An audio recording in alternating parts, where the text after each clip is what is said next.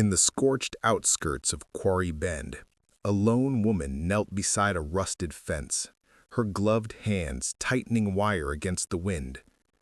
What started as a simple act of upkeep took a shocking turn when she came face to face with the sealed hatch half buried in sand, a cellar marked by a warning no one could explain. Nora Calloway wasn't your typical newcomer. For nearly a decade, she'd chased truths across war zones and whistleblower trails, known for asking the questions that made powerful people sweat. When she encountered the coyote watching from the ridge, its eyes catching the last light like twin embers, she had no idea she was walking into danger, and toward a bond that would test every instinct she had left. Nora's decision to pry at the lock beneath her feet would set off a chain of reckonings buried deeper than bone. What began as a quiet retreat from grief would become an unearthing of secrets the desert had been paid to keep. And Quarry Bend would never be the same after the day the silence finally broke. Before we jump back in, tell us where you're tuning in from. And if this story touches you, make sure you're subscribed, because tomorrow I've saved something extra special for you. The first thing Nora Calloway noticed was the silence. Not the kind you find in city basements at 2 a.m., but the kind that feels deliberate, as if the land itself is holding its breath. The road that led her here had long stopped pretending to be asphalt. Her tires kicked up ribbons of dust that drifted across a sun-bleached sign barely clinging to its post. Quarry Bend, Pop, 382. It looked like a number someone had written down decades ago and then forgotten to update when people started leaving. The ranch sat another 3 miles past the sign, at the end of a 2-lane ribbon that seemed to have been poured straight from the sun. From a distance, the house looked like a mirage that had grown stubborn and refused to fade. A squat shape with a red tin roof, its paint was the color of old bones, and its windows blinked dully in the light. She killed the engine and listened as the heat ticked in the hood. Even the wind seemed to wait. "Home," she said aloud, because silence that deep needed breaking. When she stepped out, her boots sank half an inch to sand. The air smelled faintly of rust and sage, a blend she hadn't realized she'd missed.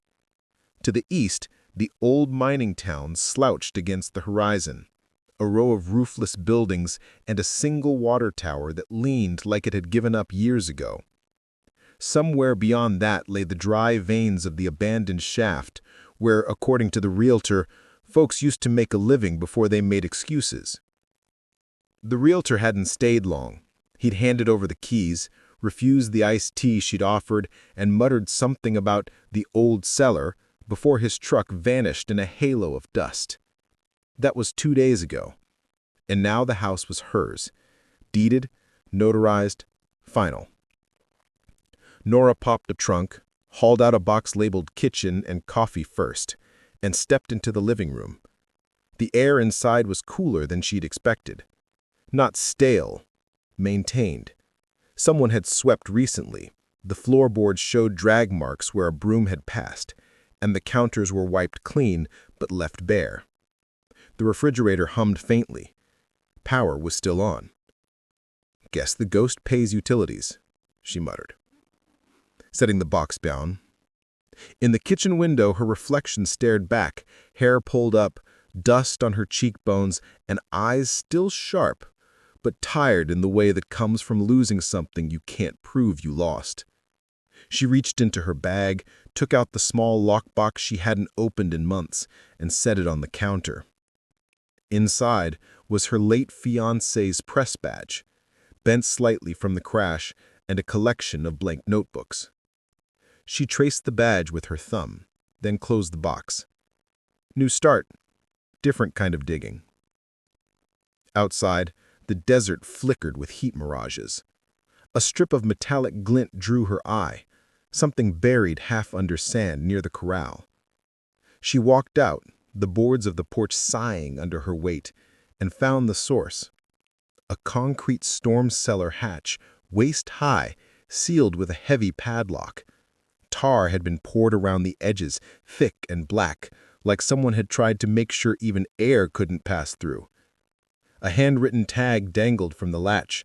The ink had bled from years of sun, but the words were still legible. "Don't open what keeps us safe."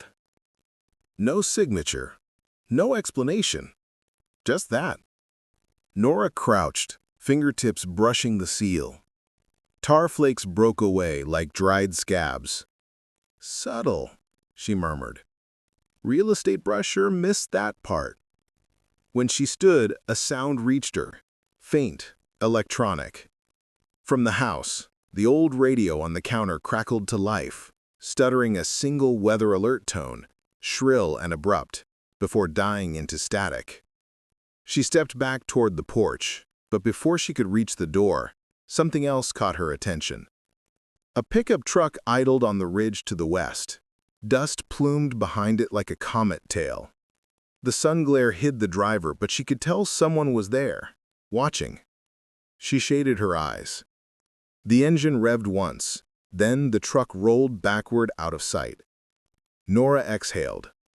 "All right," she said. "Welcome wagon." Inside again, the temperature seemed to drop by a few degrees. She made coffee with bottled water, sat at the small kitchen table, and studied the note she'd found. The phrasing stuck with her, not "what keeps you safe," but "what keeps us safe." Plural, collective. Protective or threatening, depending on tone. She'd made a career out of parsing subtext, reading what people didn't say. And the one thing she'd learned from years of interviews, exposés, and late-night fact-checking in motel rooms was that warnings wrapped in concern were the most dangerous kind. She opened one of the blank notebooks and wrote, Day 1. Quarry Bend Ranch. Inherited property intact. Locals skittish. Truck watcher. Cellars sealed. Deliberate. Note suggests group complicity. Start. Talk to neighbors before cutting the lock. When she closed the notebook, the house groaned lightly, like wood remembering it could move. She looked up at the ceiling. Nothing. Just the hum of power lines and her own pulse. By dusk, she'd unpacked enough to make the place livable. A cot in the bedroom, one lamp, a half-dozen essentials. She poured a glass of whiskey, opened the back door, and watched the desert swallow the sun. The light drained from the horizon in slow layers of red and violet. A coyote appeared near the dry wash, standing perfectly still. Its fur was dust-colored, its eyes reflecting the porch light like twin lanterns. It didn't move. It just stared, as if weighing her presence against something older. "Don't worry," Nora told it softly. "I'm not here to haunt you." The animal blinked once, then turned and trotted away toward the ghost town. When the first wind came, it carried the metallic smell of distant rain, rare this time of year. The corral fence whined, one strand of wire snapping loose and curling like a snake. She set down the glass, crossed the yard, and tightened the post. In the dim light, the padlocked hatch gleamed again. For a moment, she considered going for the bolt cutters already lying by her bedside, ending the suspense tonight. But she didn't. Not yet. Every instinct she had, journalistic, human, told her that opening that cellar before understanding it would be like lighting a match in a room you hadn't checked for gas leaks. Inside, she double-locked the doors, placed the bolt cutters beside her bed anyway, and opened the windows just enough to let the night breeze whisper through. The air tasted like dust and something older. She lay there, half awake, listening to the low hum of power lines stretching across miles of empty desert. At some point, she dreamed of footsteps, slow, deliberate, circling the house once, before fading toward the wash. When she woke, there were no prints in the sand, only the echo of movement she couldn't prove had happened. The radio sat quiet. The note on the cellar hadn't moved. But the bolt cutters had shifted an inch closer to the door. The next morning arrived like a dare, the kind of dry white heat that burned away excuses. Nora poured coffee thick enough to chew, folded the note she'd found, and slipped it into her pocket. By 8, she was on the road to meet her nearest neighbor, Maggie Holt. According to the envelope the realtor had left behind, Maggie lived 2 miles east, just past the windmill that doesn't work, but still turns. The directions were right. The windmill spun lazily over a house that looked like it had survived a dozen storms by pretending not to care. Porch sagging, paint sun-peeled, a single rocking chair creaked though no one was sitting in it. Nora parked, dust plume rising behind her like a flag of surrender. Maggie Holt appeared in the doorway before Nora reached the steps.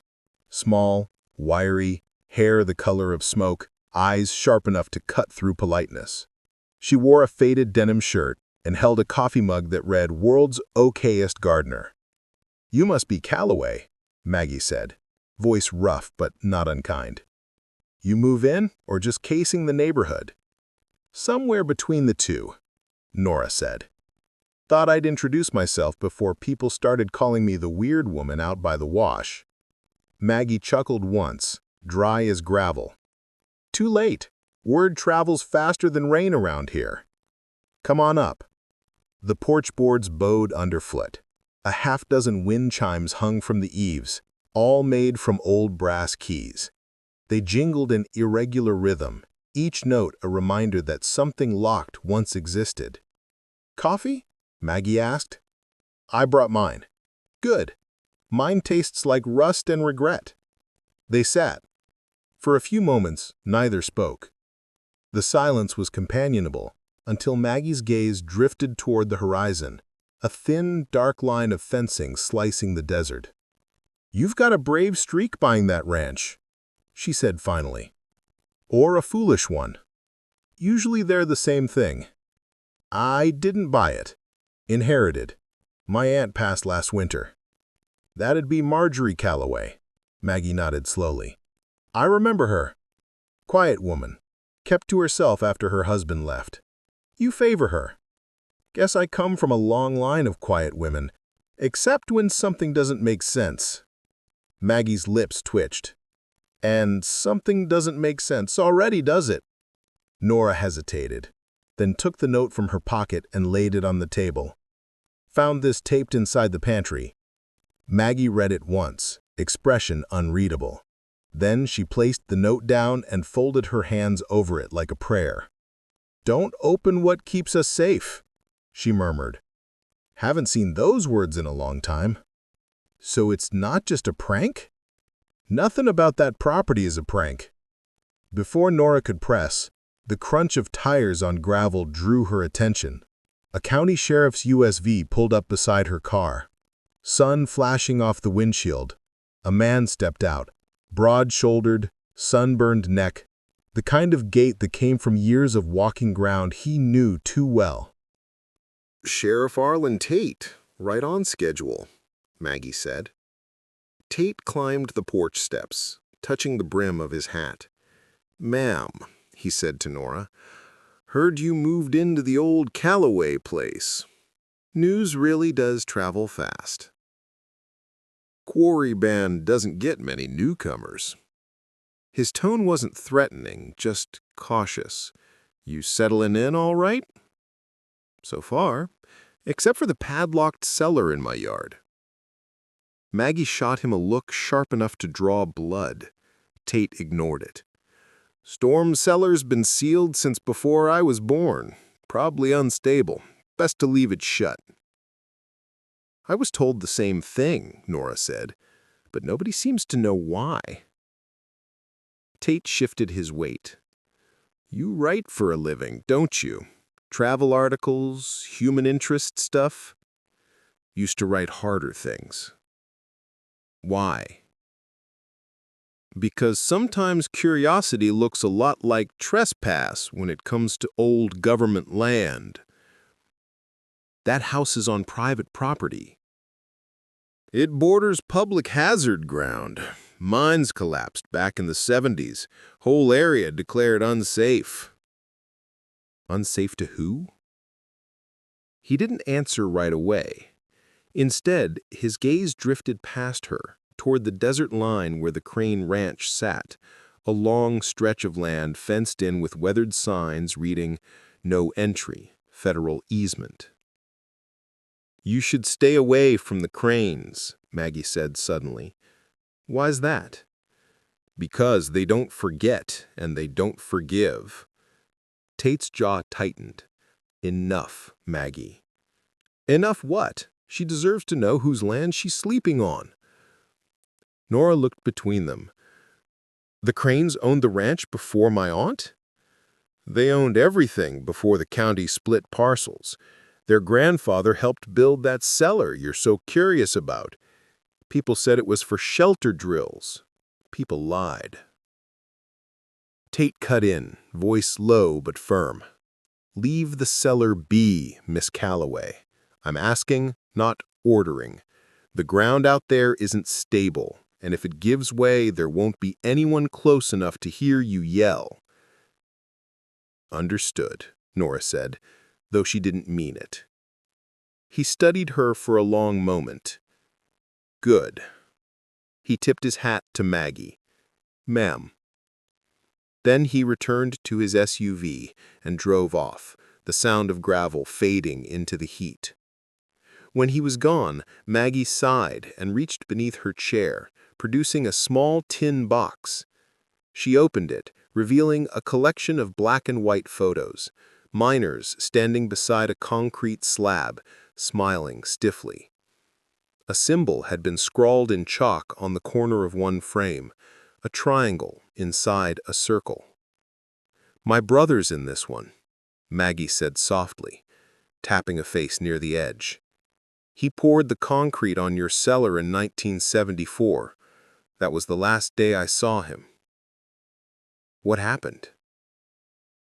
Maggie closed the box. "We stopped asking that question." Nora sat back, feeling the weight of the desert in her lungs. "You think whatever's under there took him?" "I think he never left." For a moment, the only sound was the faint chiming of the keys in the wind. Then Maggie looked up, eyes suddenly fierce. "Listen to me, Nora. The desert remembers what we bury. It just waits for someone stubborn enough to dig." Nora stood, folding the note back into her pocket. "Then I guess I'm stubborn." "Don't mistake that for brave," Maggie said. "I won't, but I'm still going to look." Maggie exhaled through her nose. "Then at least go in daylight, and don't go alone." Duly noted. When Nora started her car, Maggie stayed on the porch, watching. The old woman didn't wave. She just turned her face toward the ridge where the Crane fence shimmered like a mirage and muttered something the wind carried away before Nora could hear. Back at the ranch, the air felt different. Still hot, but restless, charged. She poured herself another cup of coffee, sat by the window, and spread the photos across the table. Every few images, that same triangle in circle appeared, carved on tools, drawn on a door, painted faintly on the side of a truck. A symbol, meant for warning or belonging. She couldn't tell yet. Outside, the horizon trembled with heat. For a moment, she thought she saw a figure standing at the fence line, hat brim low, unmoving. Then the mirage shimmered again, and he was gone. Nora picked up her pen and wrote a single line in her notebook and underlined it twice. "If the truth's buried here, I'll dig with both hands."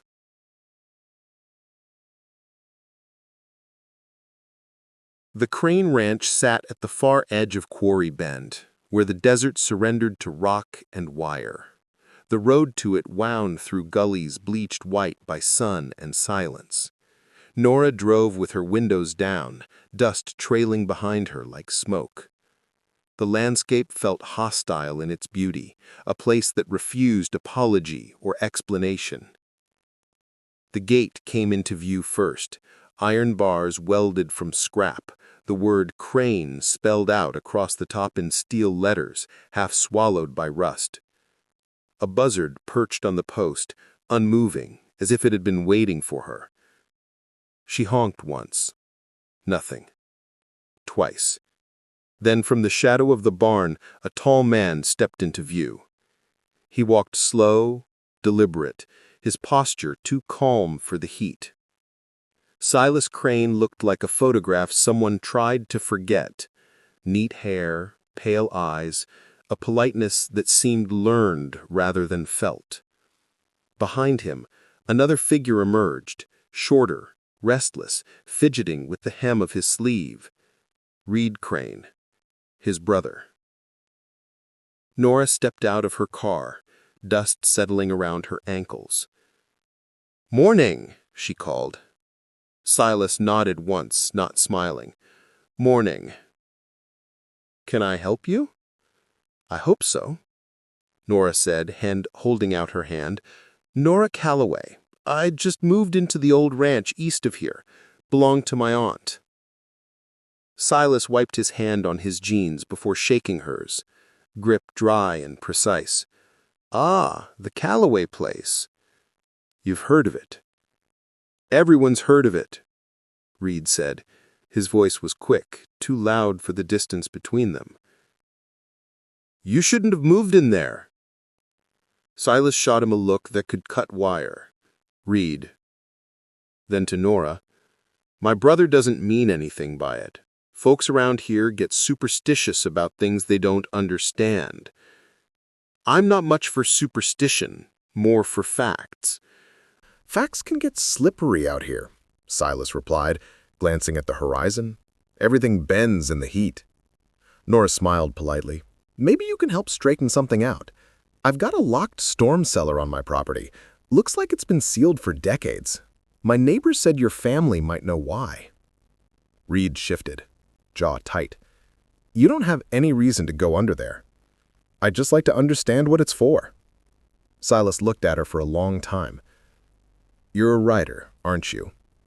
"Used to be." "That's the problem with writers. Always looking for stories in places that don't need them." Nora met his gaze. "Places don't get to decide that. People do." Something flickered in his eyes. Amusement or warning, she couldn't tell. "You're not wrong," he said finally. "But some stories don't belong to the people who find them." The air between them thickened. Reed walked a slow circle near the fence, his boots scuffing dust. "Shouldn't have come here," he muttered. "She shouldn't have bought it." "Reed," Silas said again, but softer this time. "Go check the pump." Reed hesitated, then stomped toward the barn. The windmill overhead turned once, creaking like an old clock. Silas nodded toward the shade of a porch. "Come on, no point frying out here." She followed, half expecting to be told to leave. Instead, he poured 2 glasses of water from a sweating pitcher and sat across from her at a table littered with mechanical parts, wires, bolts, and what looked like the gutted remains of an old radio. "Can I be honest with you, Miss Calloway? I prefer it. You don't want that property. It's not meant to be lived on. Never was." "Then what was it meant for?" He smiled thinly. "Containment." The word hung there, strange and heavy. "Of what?" she asked. "History," he said, as if that explained everything. A gust lifted the edge of a tarp nearby, revealing a pile of Cold War-era warning signs. Fallout shelter, radiation area, authorized personnel only, stacked like relics. On one of them, barely visible beneath rust, she spotted a familiar marking, a triangle inside a circle. She leaned closer. "That symbol. It's on tools in old photos from the property. What does it mean?" He turned the sign face down with one smooth motion. "Means you've been looking where you shouldn't." He stood, brushed dust from his hands, and reached into his pocket. Tell you what, you want to feel neighborly? Take this. He placed a brass key on the table, worn, cold, with a ribbon of faded red cloth tied through the loop. For the cellar? She asked. For your front gate. Storms come through fast this time of year. Lock it at night. Storms or people? He didn't answer. My advice, leave the past where it lies. You dig deep enough, you find bones. Not all of them rest easy. When she looked down at the key again, it glinted in the light, catching something almost red, a stain or rust, she couldn't tell. Appreciate the concern, Nora said, slipping it into her pocket. But if my aunt left me that house, maybe she meant for me to finish what she couldn't. Silas watched her, eyes narrowed but unreadable. Or maybe she meant for you to stay out of it. She left before Reed returned. The drive back felt longer than the way in. The sun was dropping, painting the land in copper and blood. Every few miles she checked her mirror, certain she saw dust rising behind her, a trailing shape that vanished when she blinked. When she pulled into her driveway, she saw it immediately. The cellar hatch, where yesterday's rusted padlock had hung, now gleamed silver, new, heavy. The tar had been scraped away and replaced. She killed the engine, climbed out, and walked to it. The air felt colder here, wrong for the hour. A single fresh footprint marked the sand beside the hatch, the same boot tread she'd seen at the cranes. She knelt, brushed her fingers across the new lock. The metal still held a trace of warmth from the sun, but it hadn't been there long. Someone had come while she was gone. From the porch, the radio sputtered to life again. A single static pop, then silence. Nora stood, every nerve awake. She looked toward the ridge, where the desert met the sky. The horizon shimmered, and for the briefest second, she thought she saw a figure standing there again, still, deliberate, watching. Then the wind shifted, and the figure was gone. She walked back to the porch, bolt cutters gleaming where she had left them by the door. The metal caught the last of the sun, a quiet dare reflected in steel. She didn't pick them up yet. Not tonight, but soon. Inside, she wrote a single line in her notebook. The cranes know what's under my feet. The question is, who else does? And outside, the desert exhaled a long, low breath that sounded almost like relief. By the time the sun crawled over the horizon, the desert had already made its decision. It would not make this easy for her. The air was dry enough to draw blood from her lips. Every sound carried. The wind rattling the fence, the distant clang of metal from some forgotten mine shaft. Nora stood in her yard staring at the new padlock on the cellar hatch. Whoever had replaced it knew she would notice. That was the point. She'd slept maybe 2 hours. The rest of the night she'd spent listening, to coyotes crying somewhere beyond the ridge, to the creak of the porch boards, to her own heartbeat counting out the minutes. By dawn, she'd had enough. She went inside, poured black coffee into a thermos, and pulled the bolt cutters from beside the bed. The steel felt heavier than she remembered, as though it had been waiting to be used. She grabbed her phone, flashlight, and gloves, then stepped outside. The desert light was blinding, flat and merciless. She crouched by the hatch. The note she'd found days ago still folded in her pocket. Don't open what keeps us safe. The words had shifted meaning overnight. Safe for who? Safe from what? She set the cutters to the lock. The first squeeze did nothing. The second made the metal groan, sharp and brittle. On the third, it gave. A single clean snap that echoed like gunfire across the property. The sound startled a raven from the corral post. It took off with a harsh cry, circling once before disappearing toward the ghost town. "Yeah," Nora muttered. "Tell the neighbors." She peeled away the tar seal with a crowbar, the smell of old chemicals rising, dry, metallic, faintly sour. When she finally pulled the hatch open, a rush of cool air spilled out, too cold for the season. The ladder descended into blackness. Nora clipped her flashlight to her shirt and leaned in. "All right, Aunt Marjorie," she whispered. "Let's see what you left me."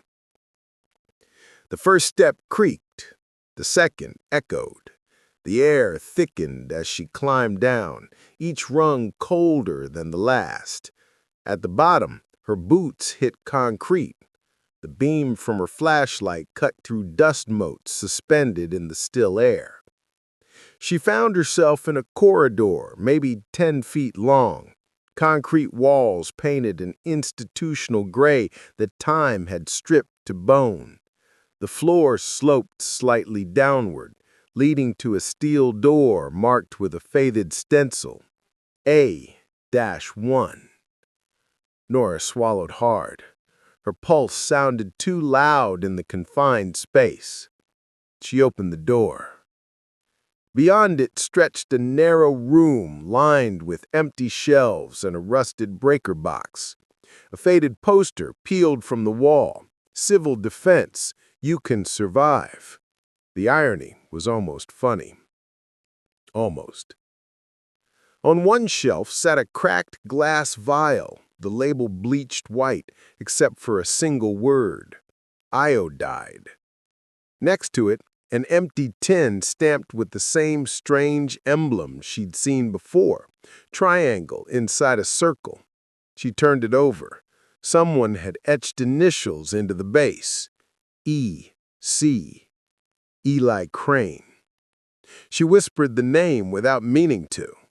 A sound followed, a faint electrical hum from somewhere behind the wall.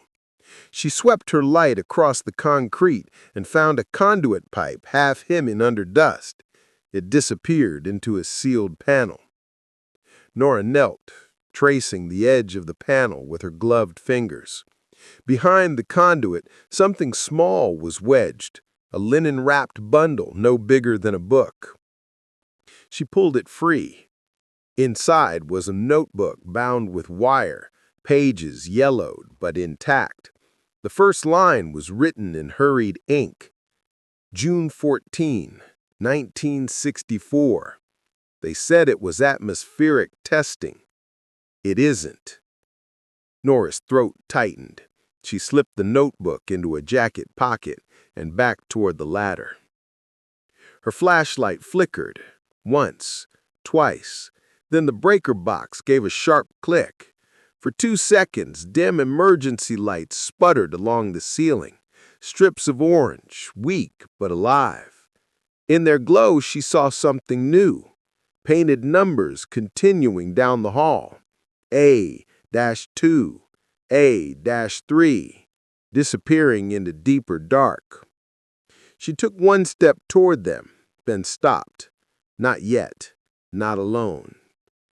The light died. Silence filled the space like water. When she climbed out, the desert air hit her like heat from a furnace.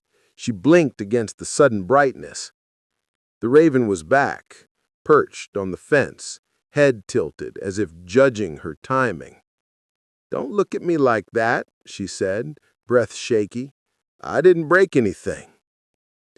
But she had. She could feel it. The air seemed to hum faintly, a sound too low to be wind. She turned toward the house and froze. A figure stood by the property fence, leaning against a patrol SUV. Sunglasses, uniform, badge. Deputy Carla Monroe. She raised her hand, not in greeting, but in command. "Morning," Carla said, voice flat. "You need to come with me." Nora raised an eyebrow. "That's supposed to be a request or an order?" "Let's call it friendly advice." "Funny," Nora said. "That's what everyone calls a warning around here." Carla's expression didn't change. "Sheriff Tate's got questions. So do I." Nora leaned back, closing her eyes against the glare. "Then I hope you like answers that come slow." Carla didn't respond, but Nora could feel her watching, studying, already calculating. The SUV hit a dip in the road, jarring the glove box open. A small silver key slid out and clinked against the dashboard. Another one of those old government-issue keys, stamped with the same symbol, a triangle inside a circle. Nora looked at it, then at Carla. The deputy's jaw tightened as she shoved it back into the compartment and slammed it shut. "Seatbelt," Carla said. "Road gets rough ahead." Nora fastened it but kept her eyes on the horizon. The desert shimmered, the air bending like glass over flame. Somewhere beneath all that stillness, something was waking up. The sheriff's office sat at the edge of town, a square of sun-bleached stucco and peeling paint that looked more like an abandoned post office than a functioning seat of law. The flag out front hung limp. The sign above the door read Quarry Bend County Sheriff's Department in faded letters that had lost their authority a decade ago. Inside, the air conditioner worked half-heartedly, humming like a dying insect. Nora followed Deputy Carla Monroe down the hall, her boots scuffing against cracked linoleum. The smell of old coffee and gun oil clung to everything. She stopped beside a door with frosted glass that read Sheriff Arlen Tay. "He'll be right in," she said, gesturing to a chair. "Don't touch anything." Nora raised an eyebrow. "Wouldn't dream of it." She shut the door behind her. Nora sat, crossed her legs, and looked around. The office was tidy in the way of someone who'd once been messy and learned the cost of it. Files stacked neatly on a steel desk, maps of the old mining grid pinned to the wall, the paper yellowed and curling at the edges. One corner of the map bore a red circle around the area that included her property. Next to it, a handwritten note, "Keep sealed." A clock ticked loudly. She counted 37 seconds before the door opened again. Sheriff Tate stepped in, hat in hand. His face looked carved from the same sandstone as the hills outside, weathered, impassive, hard to read. He set the hat on the desk and sat opposite her. "Morning, Miss Calloway. You gave Deputy Monroe quite a show today." "Good morning to you, too," Nora said. "Sorry if cutting my own lock violates some kind of desert etiquette. You were told to stay clear of that cellar." "Correction," she said. "I was told it might be unsafe. I decided to verify that claim personally." He sighed. "I don't think you understand how things work out here. Enlighten me." Tate studied her for a moment.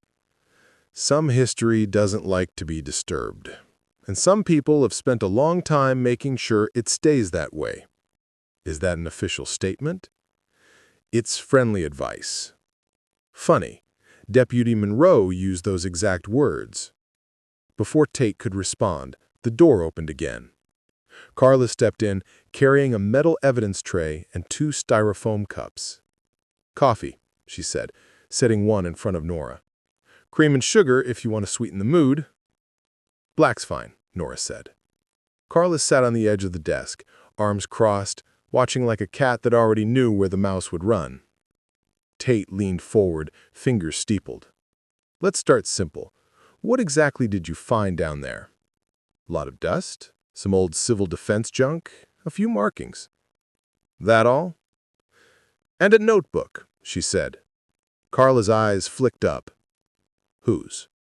Nora hesitated just long enough for Tate to notice.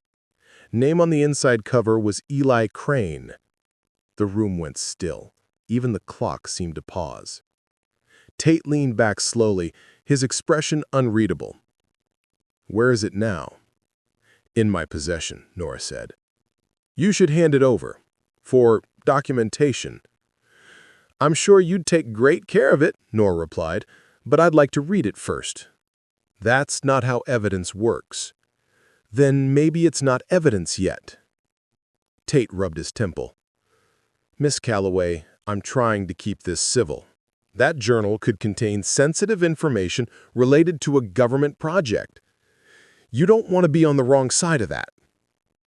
Nora reached into her jacket, pulled the notebook out, and set it on the desk. Then tell me what Project Kestrel was. The color drained slightly from Tate's face. He didn't touch the notebook. Where'd you hear that name? It's in there, along with notes about human tolerance trials and hypoxia chambers. Sounds like something your father might have known about. Carla's gaze darted toward Tate, curious and cautious all at once. She's bluffing, she said. I'm not, Nora said quietly, and I think you both know it. Tate stood and walked to the map. His hand hovered over the red circle, tracing its edges without touching it. My father worked security for the mines. When the shaft started collapsing, the government leased part of the property, called it a civil defense partnership. Locals got paid to help with tests. They thought it was ventilation studies. It wasn't. What was it? Nora asked. Containment. The same words Silas Crane had used. Carla shifted on the desk, her voice low. You're not supposed to talk about that. Maybe it's time somebody did, Tate said. Nora leaned forward. Eli Crane worked for them, didn't he? An engineer. His notes say he tried to blow the whistle. He didn't deny it. He disappeared before he could. Disappeared, Nora repeated. That's the word everyone uses out here. He turned toward her. Miss Calloway, whatever was buried out there, it was done for a reason. The people who made those decisions are long gone, but the damage isn't. You start digging into it, you could stir up more than you're ready for. I've already started, she said. Carla's expression hardened. Then you'd better know what you're risking. People in this town don't like outsiders poking at old wounds, especially ones that still bleed. You sound like you're quoting someone. Carla didn't answer.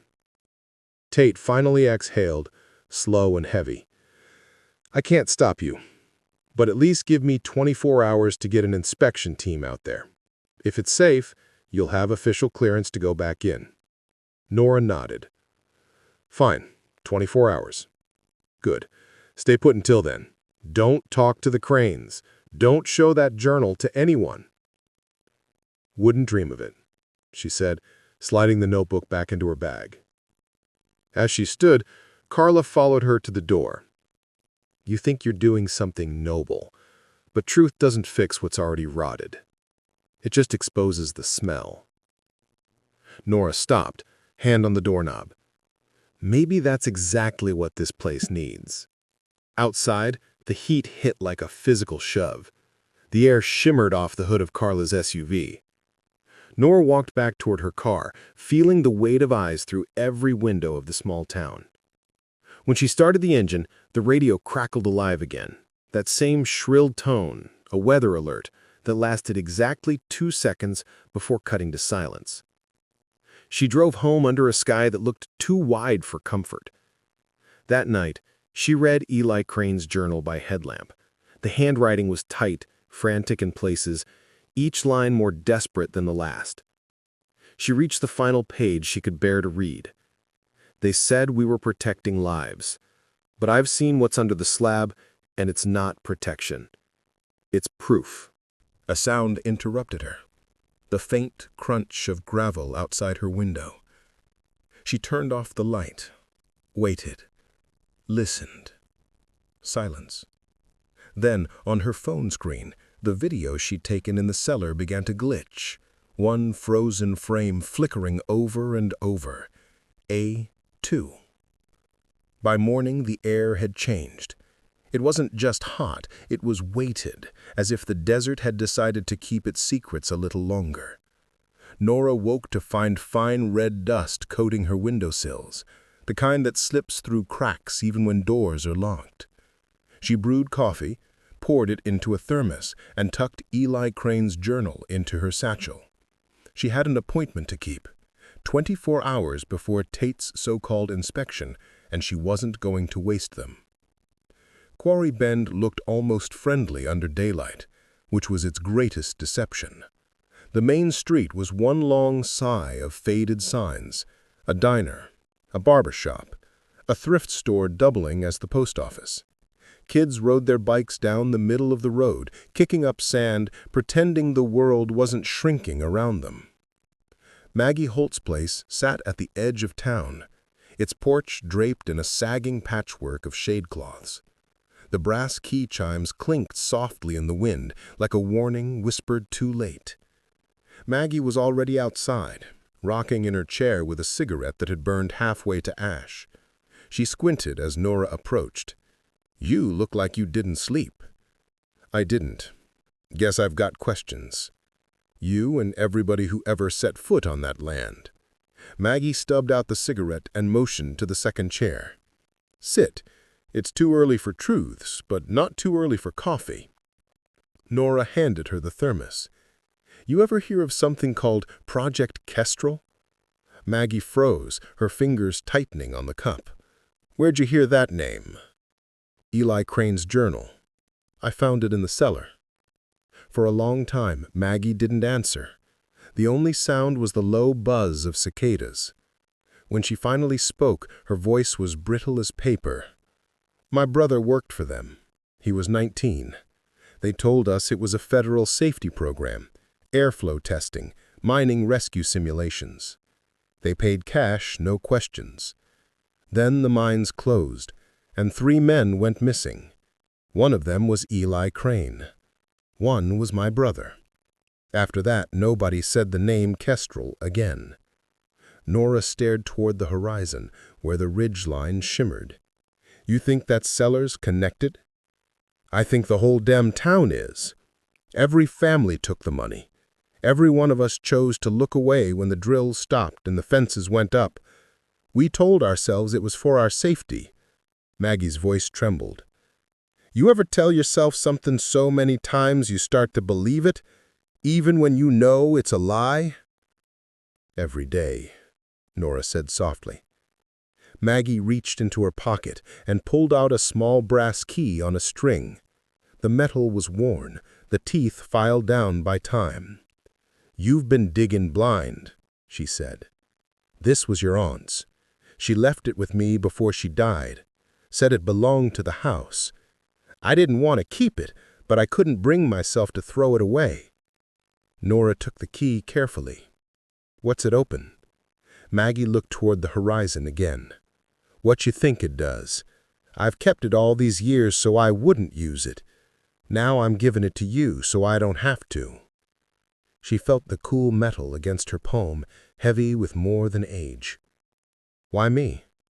"Because you don't scare easy, and because you don't know enough to stop." They sat in silence for a while.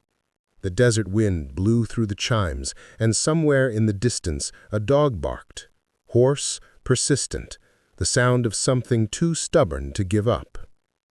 When Nora left, the sun was high and cruel. She walked down Main Street, past the diner where a waitress watched her through the blinds. At the Memorial Plaza, she stopped. A single cottonwood tree offered a thin slice of shade over a concrete wall lined with plaques. Quarry Bend Mining Memorial, the engraving read. Beneath it, rows of names. She scanned them, familiar surnames from old photos Maggie had shown her. But there were gaps. Holes drilled where glass plates should have been. Someone had removed them deliberately. She knelt, brushing her fingers over one set of empty holes. "You didn't disappear," she whispered. "They erased you." A movement caught her eye. From behind the memorial, an old cattle dog shuffled into view. Gray muzzle, ribs visible beneath dusty fur. It watched her warily, but didn't back away. Its collar was cracked leather, tag missing. "Hey, old-timer," she murmured, holding out her hand. The dog sniffed once, then sat, tail thumping once against the ground. "Guess you're not afraid of ghosts either." When she stood, the dog followed her, not close enough to touch, but close enough to mean it had chosen. By the time Nora reached her car, the town's friendliness had faded again. A man sweeping outside the barber shop turned his back. 2 women crossing the street stopped talking as she passed. The air carried that same weight she'd felt at the ranch, the hush, That wasn't silence, but agreement. Back at the house, the sky had turned the color of brass. The heat shimmered above the dirt like the breath of something alive. Nora parked, the dog still trailing her, and walked to the hatch. The broken lock hung there like a question waiting to be answered. She reached into her pocket and pulled out Maggie's key. It slid in perfectly. The dog barked once, low and uncertain. Nora hesitated. "Don't worry, we're not going far." The horizon rippled with wind. Somewhere far off, thunder grumbled. A dry storm, lightning without rain. The smell of ozone drifted faintly through the air. She looked back at the house, then at the open desert stretching endlessly in every direction. Tomorrow morning she'd go down again, but this time not alone. She pulled out her phone and typed a message to Sheriff Tate. "Sunrise. We go in. Bring your conscience." Her thumb hovered, then she hit send. The phone buzzed once with a delivered notification. No reply. The dog lay down by the porch steps, head resting on its paws, eyes half closed but still alert. Nora sat beside it, stroking the dusty fur, and watched the first lightning fork across the ridge. For a moment the whole desert lit up. The house, the hatch, the endless stretch of sand. And she saw what she hadn't noticed before. The faint outline of tire tracks leading from the road to the edge of her property. They stopped 10 feet from the cellar, turned in a circle, and vanished back the way they came. When the light faded, the tracks seemed to disappear into the dark. Nora whispered to the dog, "They're watching again." The animal lifted its head, but didn't growl, just looked at her with those pale, patient eyes that seemed to know something she didn't. The wind shifted. Somewhere behind the hills, the siren tower moaned, a single, hollow note that carried across the desert and died against the cliffs. Nora stared at the hatch and said quietly, "Tomorrow, we find out what they buried." The dog blinked once, as if in agreement, and as the thunder rolled again, the desert went still, waiting. The desert was gray at dawn, that strange, breathless hour before the sun breaks loose and everything pretends to start over. Nora stood by the hatch with the brass key in her hand, the dog pacing slow circles at her feet.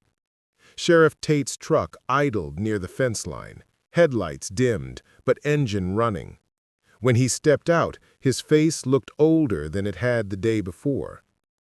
"You sure about this?" he asked. "Not remotely," she said, and slid the key into the lock. It turned easily, almost politely, like the cellar had been waiting. Together, they pried open the hatch. The cool air that rose up smelled faintly of dust and metal, but beneath that, something sterile, chemical, not decay, preservation. Tate went down first, flashlight sweeping in careful arcs. "Stay close," he said. "Don't worry, I'm not the wandering type." When her boots hit the concrete, she saw how much further the place went than she'd realized. The corridor stretched deeper into the ground, ending in a second door. The air trembled with the quiet buzz of distant electricity. "Power's still running," she said. Tate aimed his light at the ceiling. "Old backup line from the mines. They wired redundancies.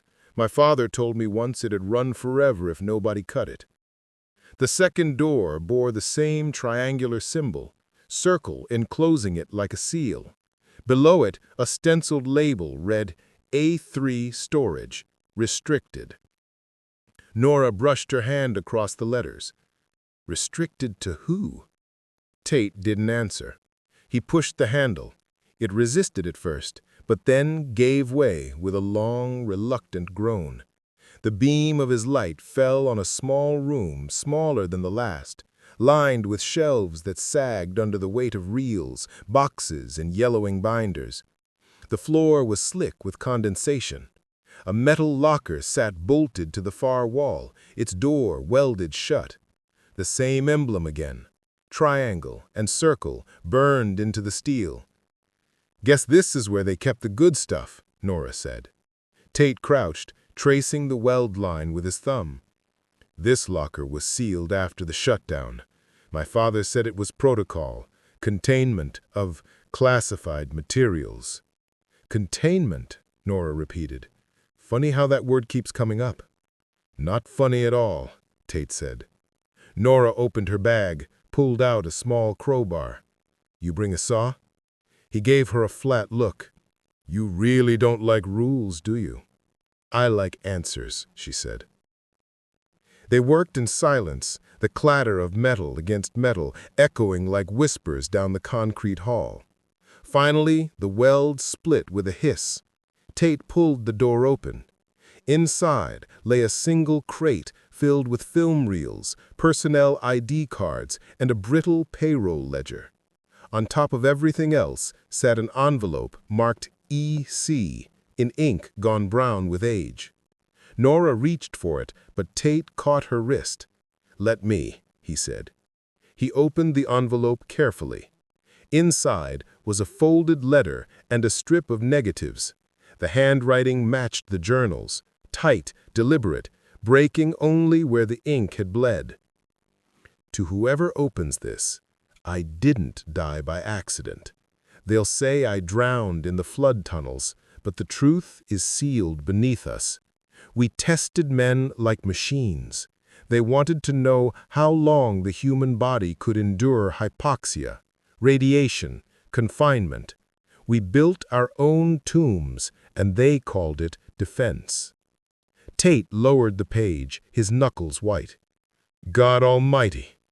Your father knew," Nora said quietly. "He didn't deny it.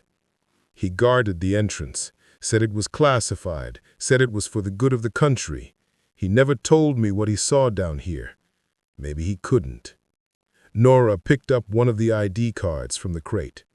"Eli Crane, field engineer, Project Kestrel." The photograph was grainy, but clear enough. Young, idealistic eyes staring at a future that had already betrayed him. A faint rumble rolled through the floor. Dust sifted down from the ceiling. Tate's head snapped toward the ladder. "You hear that?" Nora said. "Truck, above us." Then a muffled thud, the sound of boots, followed by voices. Male, one rough, one sharp. "Silas and Reed," Tate whispered. The dog barked faintly from above, a frantic warning. A shadow crossed the light from the open hatch. Then a third voice, female this time. "Step back from the opening," Carla Munro said. Nora looked at Tate. "Your deputy's got interesting friends." He swore under his breath. "She's supposed to be in town." "She's not." Another sound, metal scraping against metal. Then silence. Nora climbed halfway up the ladder, flashlight aimed upward. Carla's face appeared above, her expression unreadable, hand resting near her holster. Behind her, the crane's truck idled, engine grumbling like a beast kept on a leash. "Deputy," Nora called, "you're just in time to see history repeat itself. Come up slow, both of you." Tate started up behind Nora. When he reached the top, Silas was waiting, as calm as ever, a faint smile on his face. Reed stood a few feet away, a gas can in one hand, the other clenched around a lighter. "Didn't I tell you to leave this place alone?" Silas said. "You did. I've never been good at obedience." Silas's smile faded. "You opened something that wasn't meant to be opened. It's not a curse, it's evidence. Evidence can destroy more than it heals. You think you're saving something. You're not. You're undoing what little peace this town still has." Tate stepped between them. "Peace built on lies isn't peace." Reed's eyes darted between them, wild and bright. "You don't understand. If they find out, they'll come back. The ones who started it, government men, contractors, they'll take everything again." "Reed," Silas said softly, "enough." But Reed wasn't listening. We kept it buried for 50 years. You think they'll stop now? He waved the gas can. We finish it today. Carla stepped forward, hand raised. Don't! Stay out of this, Reed snapped. Nora's heart hammered. The dog growled, low and steady. Silas sighed, as though tired of the whole human race. Carla, do what you came to do. Carla hesitated, then reached for the crate in Tate's hands. Sorry, she said quietly. I have to. Carla, Tate warned, don't do this. She took the crate anyway. You can't fight the Marlin. You never could. Then Reed shoved Nora backward. Her heel slipped against the rim of the hatch, and the ladder scraped against metal. Tate lunged for her hand, caught it just in time. Got you! But Reed's boot swung, connecting with the ladder. It pitched sideways. Nora's grip tore free. The last thing she saw before darkness swallowed her was the dog lunging toward the hatch, barking as Carla's face twisted, not with triumph, but with regret. Then the lid slammed shut. The echo of it sounded like a coffin sealing. The impact knocked the air from Nora's lungs. For a moment she didn't move, didn't think, only listened to the sound of dust settling in the dark. Her flashlight had landed several feet away, its beam flickering weakly across the floor. When she crawled toward it, pain flared through her shoulder like a warning. She sat up slowly, breathing through clenched teeth. Above, the hatch clanged shut. The echo went on too long, as if the earth itself was swallowing it. Then silence. Tate groaned somewhere near her. You alive? Mostly, she said, shining the light toward him. He was sitting against the wall, blood trickling from a cut above his eyebrow. You? Been better. He rubbed his temples, looked up at the sealed hatch. They're not coming back. No, they're not. The flashlight's beam stuttered, dimming to a tired glow. The cellar had changed in the half-light. It felt smaller, hungrier. Moisture beaded on the concrete walls. The air was thin, metallic, like a room that had forgotten how to breathe.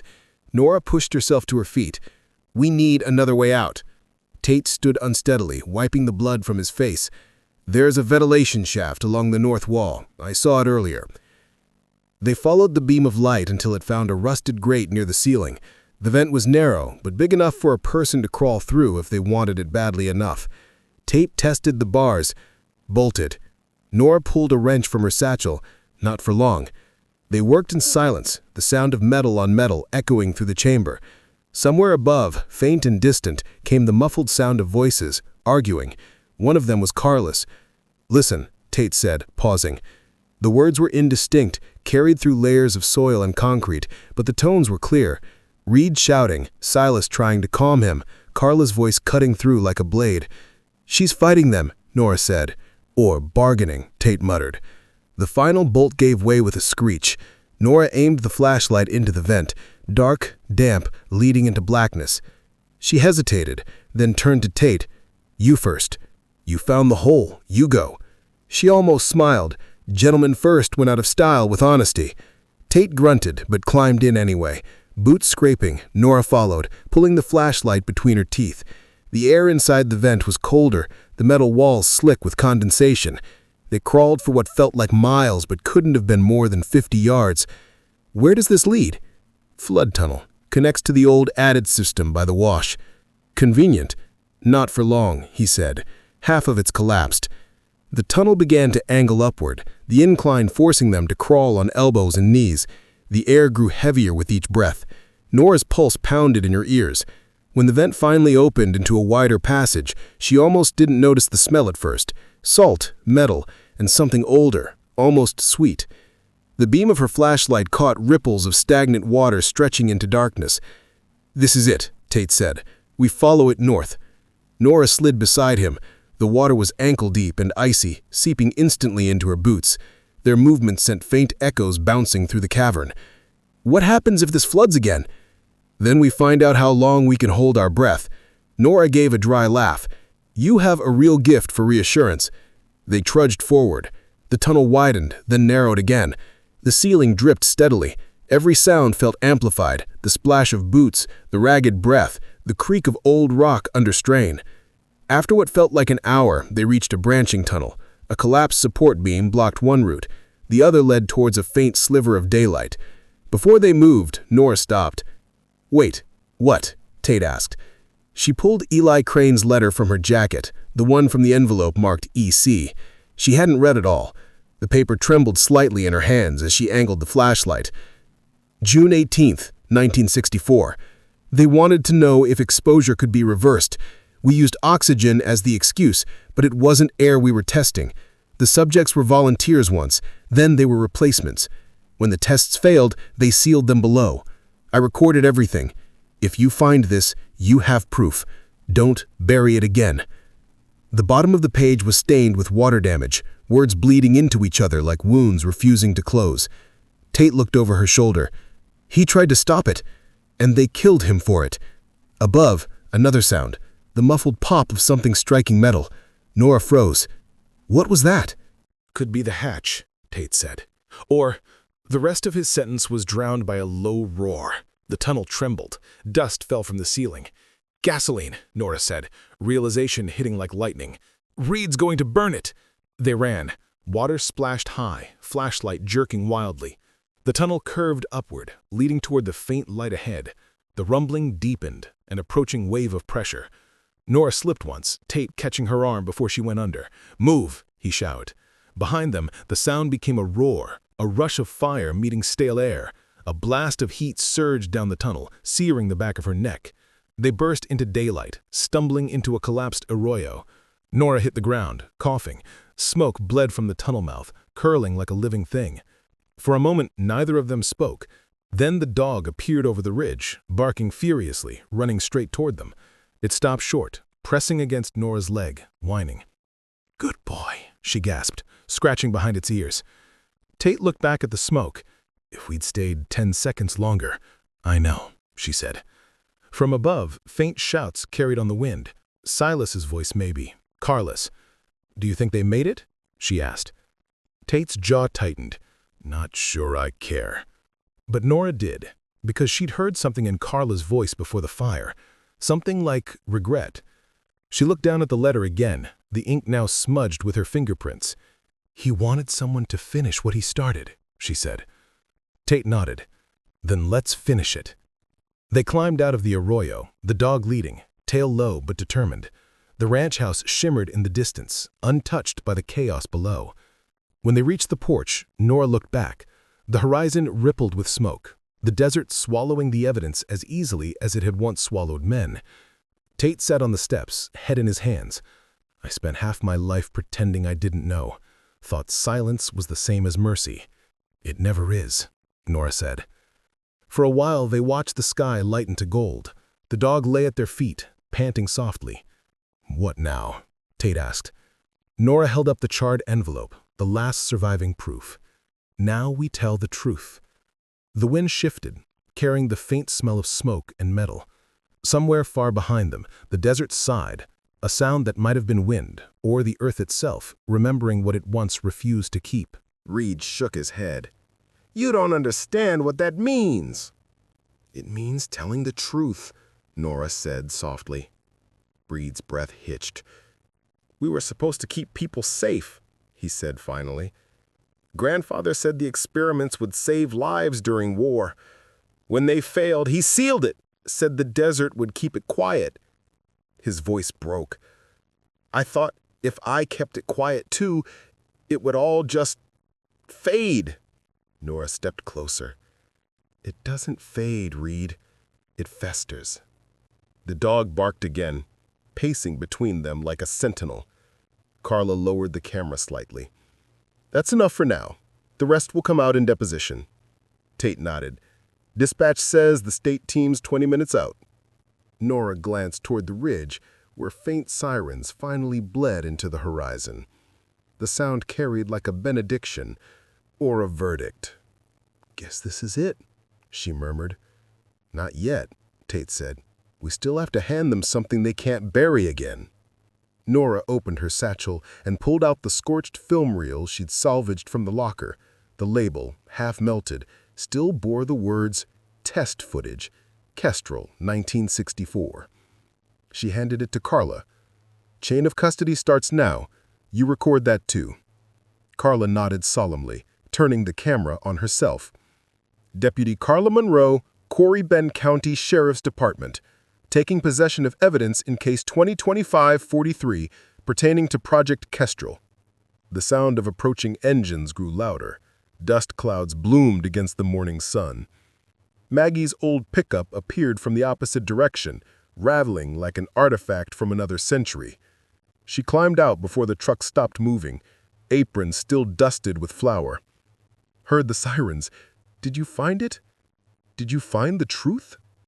Nora smiled faintly. We found enough. Maggie's gaze fell on Silas, then Reed, then the others. I always wondered what it would feel like to stop pretending. Turns out, lighter than I thought. The first state vehicle rolled to a halt, tires crunching over gravel. A man in a gray windbreaker stepped out, badge glinting. Sheriff Tate? Tate raised his hand. That's me. The agent's eyes swept the scene, the smoke, the scorched wash, the weary faces. We'll take it from here. Not yet, Nora said.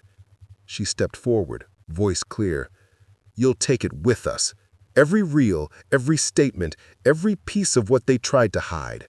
No more disappearances. The agent hesitated, then nodded. Understood. Maggie crossed her arms. You better mean it. The dog barked again, breaking the tension. Nora crouched to scratch his head. Looks like we're all witnesses now, huh? The agent motioned for his team. Paramedics reached Reed first. He didn't fight them. Silas watched, shoulders slumped, as if 50 years of secrets were finally sliding off his back. Carla handed the body cam to one of the investigators, her jaw set. Full recordings on file. I'll testify. Tate walked to Nora, his hat in his hand. You did it. We did it, she said. He smiled faintly. What'll you do now? Nora looked toward the house, the cellar's blackened hatch gleaming faintly in the sunlight. I'll rebuild. Maybe turn it into something honest. What's honest in a place like this? Memory. That's all that's ever worth keeping. For a moment, everything stilled.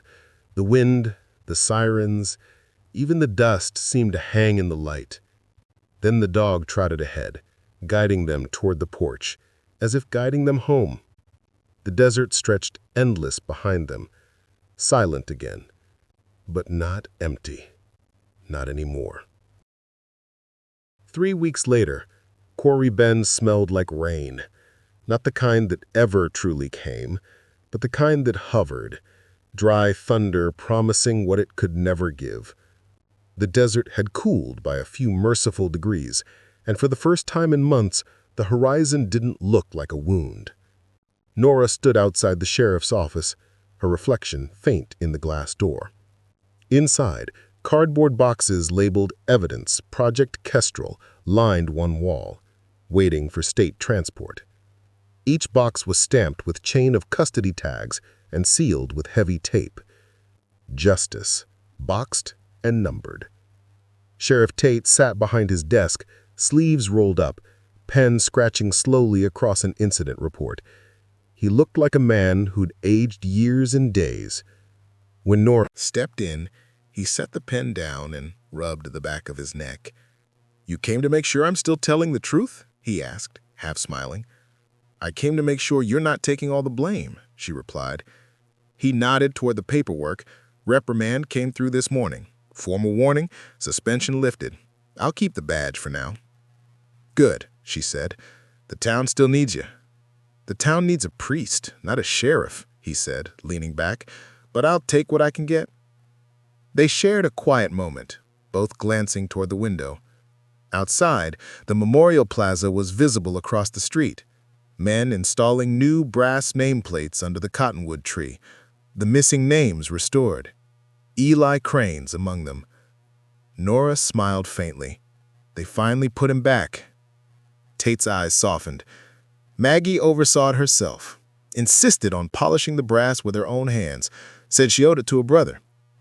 She did, Nora murmured. He stood, hat in hand. They're holding a small dedication ceremony tonight. You planning to speak? I'll listen.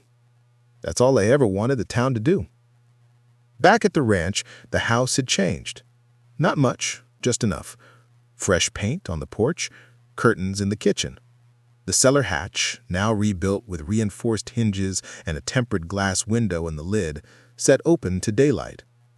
The cellar itself no longer smelled of confinement, but of new beginnings, cement dust, varnish, and the faint sweetness of desert sage Maggie had tied in bundles along the beams. Rows of shelves lined the walls, filled with carefully cataloged documents, photographs, and digital copies of Eli Crane's journals. The Kestrel archive, handwritten on a wooden placard, hung above the stairs. Maggie was already down there when Nora arrived, sorting files with the kind of focus that made time irrelevant. Her reading glasses slid halfway down her nose, and she didn't look up when Nora descended. "You alphabetized by subject again," Nora said. "It's how the mind remembers," Maggie replied. "Chronologies for bureaucrats, emotions for storytellers." Nora smiled. "You make a fine archivist." "I make a better keeper than a forgetter," Maggie said, finally glancing up. "And this feels like penance done right." They worked in silence for a while. The hum of the small fan was the only sound besides the faint scratching of pencil on inventory sheets.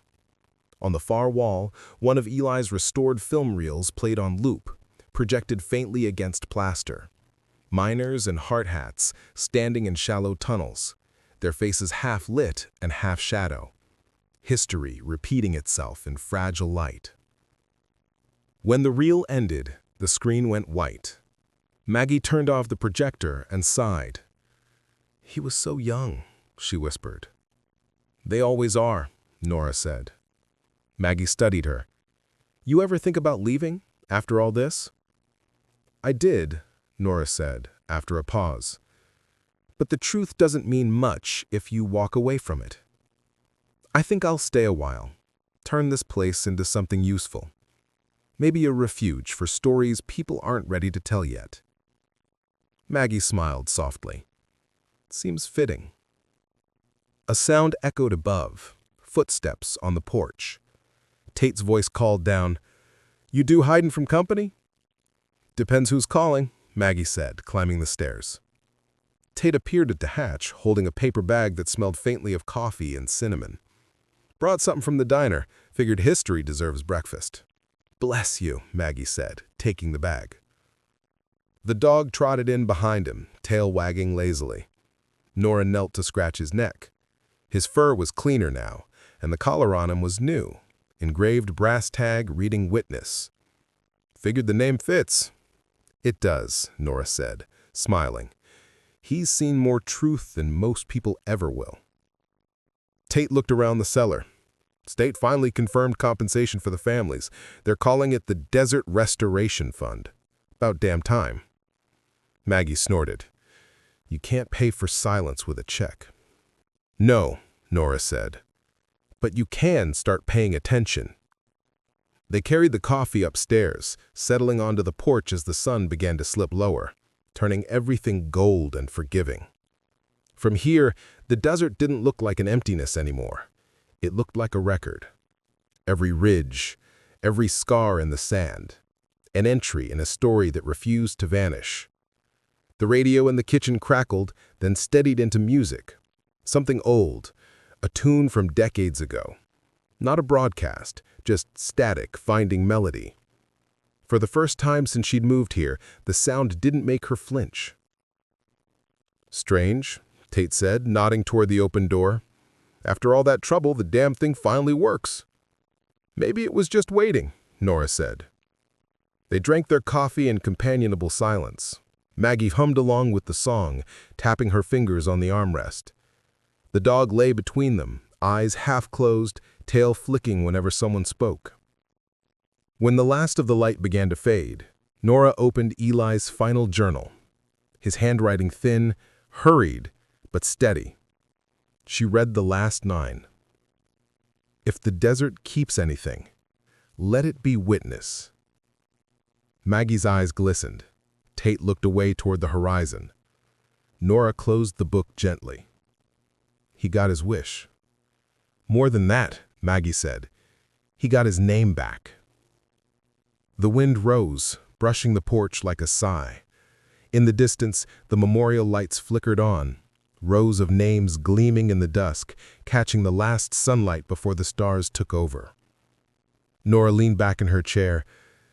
"You know," she said softly, "I used to think truth was something you had to dig for, like bones. But now I think it's more like wind. It's always there. You just have to stop running long enough to feel it." Tate smiled faintly. "That's a hell of a quote for your next book." She laughed, the sound light and real this time. "Maybe I'll leave this story where it belongs. Some truths don't need an audience, just caretakers." Maggie raised her coffee in a toast. To caretakers, then. They clinked their cups gently. The radio hummed. The dog barked once, softly, as if in agreement. The desert stretched out before them, vast, quiet, eternal, but not indifferent anymore. It had finally spoken, and for once, someone had listened. Up next, we have 2 more incredible stories that are waiting for you. Just click the image you want to watch, and it will take you there. If you enjoyed this video, make sure to subscribe. It would mean a lot.